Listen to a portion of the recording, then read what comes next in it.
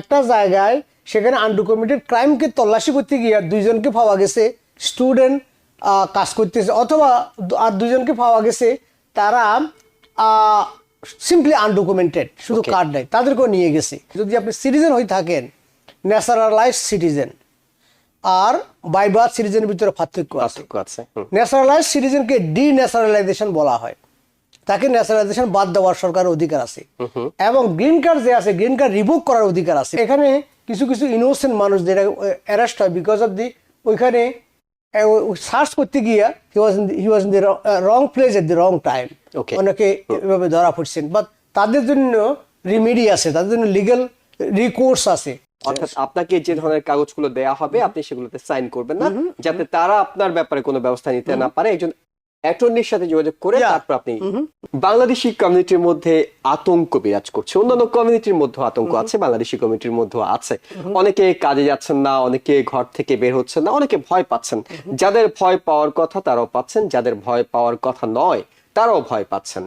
এটি এক ধরনের নেতিবাচক প্রভাব বিরাজ করে। আপনি কমিউনিটির মধ্যে থাকেন এবং আমরা বলছিলাম যে আপনি কমিউনিটি বোর্ড 9 এর চেয়ারপারসন, তাই কমিউনিটির মধ্যে আসলে কি ধরনের প্রতিক্রিয়া দেখছেন? Sure, thank you. অত্যন্ত গুরুত্বপূর্ণ কোশ্চেন এটা। আমি আমার বিগত 35 বছরের অভিজ্ঞতা থেকে আপনাকে শুট করতে চাই। একটা আমাদের বাংলা ভাষায় বলে, যত গজে তত বর্ষে না। এর অর্থ হচ্ছে যত বলা বলি হচ্ছে, এটা করবে ওইটা করবে, লোকজনকে গুয়াটামত কারাগারে নিয়ে যাবে, সেখান থেকে ডিপোর্ট করবে, এটা অত সহজ না। গভর্নমেন্টের কাছে এত রিসোর্স নাই। সেকেন্ড অফ অল, আমি আবারও সবার সামনে বলতে চাই, গভর্নমেন্টের টার্গেট হচ্ছে তাদের জন্য যারা ক্রাইম কমিট করেছে এবং আনডকুমেন্টেড, দুইটাই, ইলিগাল ইমিগ্রেন্ট বা কমিটেড এ ক্রাইম, তারা নাম্বার 1 প্রায়োরিটি। এখন সুইপিং অ্যারেস্ট বলা হয়, যেখানে দেখা গেল একটা জায়গায় সেখানে আনডকুমেন্টেড ক্রাইমকে তল্লাশি করতে গিয়ে দুইজনকে পাওয়া গেছে স্টুডেন্ট কাজ করতেছে, অথবা আর দুইজনকে পাওয়া গেছে তারা সিম্পলি আনডকুমেন্টেড, শুধু কার্ড নেই, তাদেরকেও নিয়ে গেছে। তো নিয়ে যাওয়ার অর্থ ওদেরকে আবার ডিটেইন করে নেয়, they have a due process. শুধুমাত্র তারাই ডিও প্রসেস পাবে না। ডিও প্রসেস মিনস বিচারের আওতায় নেওয়া। যারা ক্রাইম কমিট করছে এবং ইলিগাল আছে তাদেরকে দ্যাটস ইট, কোনো ডিও প্রসেস না, কোনো বিচারকের সামনে নিবে না, তাদেরকে ডাইরেক্ট উঠাইয়া তাদের দেশে পাঠাই দেওয়া হবে। এরকম লোক পাঠিয়ে দেওয়া হচ্ছে, বা যাদের ডিও প্রসেস টাইটেল আছে তাদেরকে এখনো ডিও প্রসেস দেওয়া হচ্ছে। সুতরাং আমার মেসেজ হবে, এই মেসেজ আমি দিচ্ছি এবং আরও দেব, যে যদি আপনার কোনো মামলা পেন্ডিং থাকে, you don't have to worry about it. ওই মামলা যে পেন্ডিং আছে ওটার প্রুফটা পকেটে বা ওয়ালেটে রাখলে হবে। সেকেন্ডলি, যারা যে কোনো মামলা দেওয়ার মতো ক্ষমতা আছে, যেমন বিয়ের কেস দিতে পারেন, বা একটা আপিল করতে পারেন, বা একটা অ্যাসাইলাম করতে পারেন, দেন ওই দিকে মনোযোগ দিবেন, then you will be fine. As long as something pending, আপনাকে ধরবে না। থার্ড হচ্ছে, যারা রিয়েলি প্রবলেম আছে তারা কিছু কিছু জায়গায়, সেন্সিটিভ জায়গায় না গিয়ে regular day to day life lead করতে কোনো অসুবিধা নাই।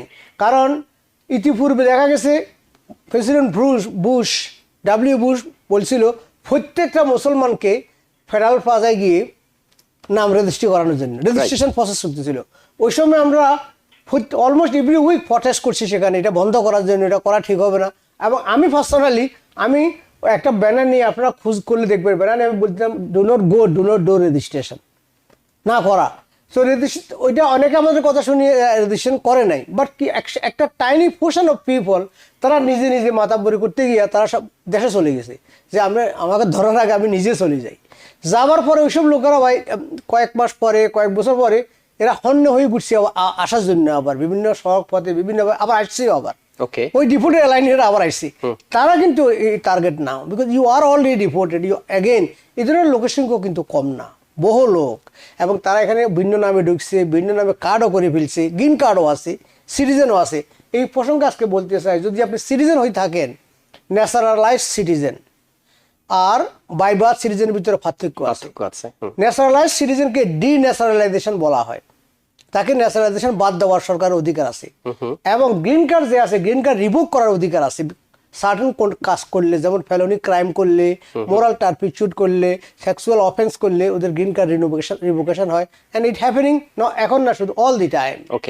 সো যারা যেমন ডিন্যাচারালাইজেশন কারা হবে, যেমন আপনি এক নামে ছিলেন, ডিপোর্ট হয়েছেন, ডিপোর্ট হয়ে বাংলাদেশে গেছেন, আবার বর্ডার ক্রস করে আসিয়া অন্য এক নামে অ্যাসাইলাম ফাইল করে অ্যাসাইলাম হয়েছে, গ্রিন কার্ড হয়েছে, সিটিজেন হয়েছে, বাট এটাকে বলে fraudulently obtained. You did not provide correct information to the government. Incorrect information বা ভুল তথ্য দিয়ে যখন গ্রিন কার্ড নিয়েছেন, that green card, that citizenship can be cancel and revoke. So ওইটাও আমরা ওই মেসেজও দিতে চাই, বাট ফাইনাল মেসেজ হচ্ছে ডু নট লিভ। অর্থাৎ আইনের দেশ, আপনাকে যাই করা হবে আইনের প্রক্রিয়া করা হবে। আপনি আতঙ্কিত না হয়ে আইনের মুখোমুখি হন। Thank you. যদি আপনার রাইটস থাকে স্টে করার কোনো না কোনো ভাবে, যেহেতু অনেকগুলো ওয়ে আপনি বললেন যে এইসব ওয়েতে আপনি স্টে করতে পারবেন, তাহলে আতঙ্কিত না হয়ে না চলে যাওয়ার পক্ষে আপনার পরামর্শ। Sure. জি, কিন্তু একটা জায়গায় অনেকের কনসেপ্টে ক্লিয়ার হচ্ছে না, সেটা হলো বলা হচ্ছে আনডকুমেন্টেড। কারা আনডকুমেন্টেড?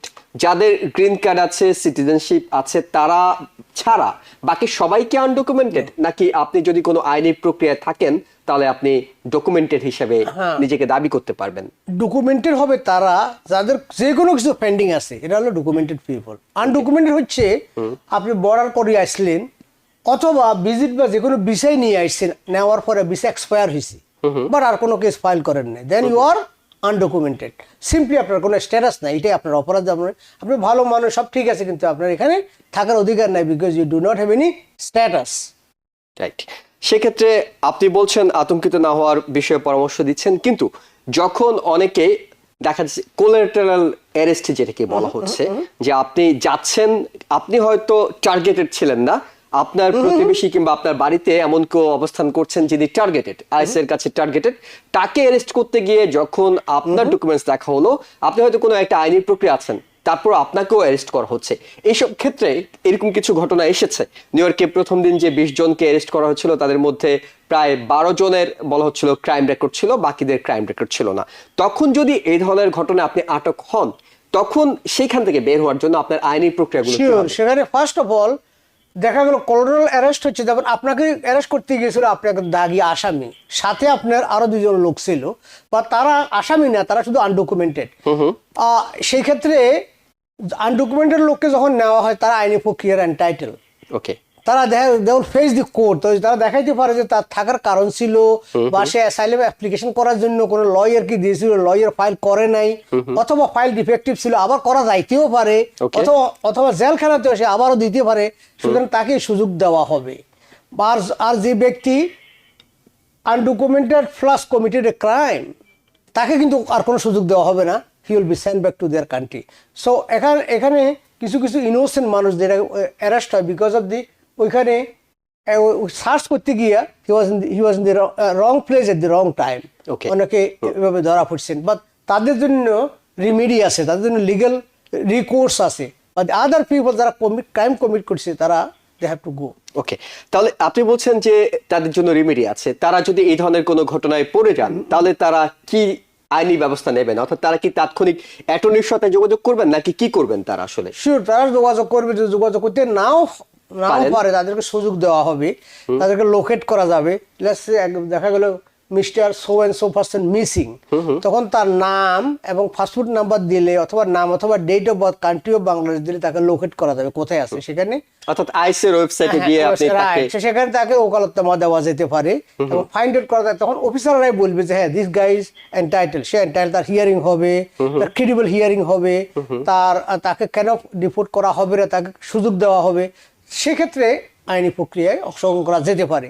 আবার কোনো কোনো অপরাধী আছে, তারা বলবে যে এখানে there is nothing else, there is no hearing date for him, he have to go, so nothing to do. ওকে, এক্ষেত্রে আইনজীবীদের একটা পরামর্শ হলো যে আপনি একজন অ্যাটর্নির সঙ্গে যোগাযোগ করার আগে কোনো কাগজে সাইন করবেন না। অর্থাৎ আপনাকে যে ধরনের কাগজগুলো দেয়া হবে, আপনি সেগুলোতে সাইন করবেন না, যাতে তারা আপনার ব্যাপারে কোনো ব্যবস্থা নিতে না পারে। একজন অ্যাটর্নির সাথে যোগাযোগ করে তারপর আপনি এটা করবেন। নিউ ইয়র্ক থেকে সম্প্রচারিত TVN 24 টেলিভিশন, বিশ্বজুড়ে বাঙালির কণ্ঠস্বর।